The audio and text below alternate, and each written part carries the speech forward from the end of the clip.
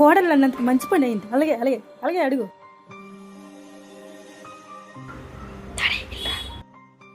మమ్మీయే best daddy. హ్యాపీగా ఇంట్లో TV చూసుకొని కూర్చుంటుంది.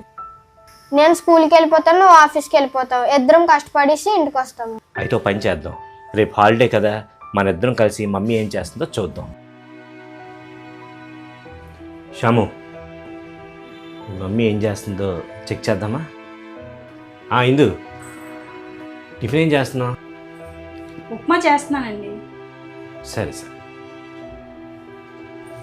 శ్యాము, ఇంద్ర, ఇదిగోండి మీరు పట్టుకోండి. నువ్వు తిను. నేను తర్వాత తింటానండి. బావు బట్టలు ఉన్నాయి, నానబెట్టాలి. మీరు తినండి, నేను వస్తాను. అది కదే, రోజు అటు బట్టలు ఉతుకుతావా? అదేంటండి అలా అడుగుతున్నారు?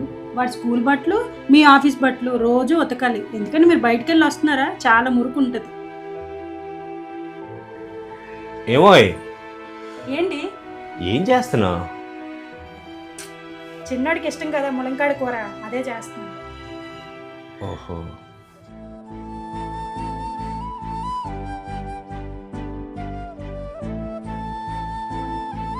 డాడీ, మమ్మీ రోజంతా చాలా కష్టపడుతుంది డాడీ. ఇప్పుడు అర్థమైందా? మనం బయట ఎంత కష్టపడుతున్నామో ఇంట్లో అంతకు మించి ఆడవాళ్ళు కష్టపడతారు.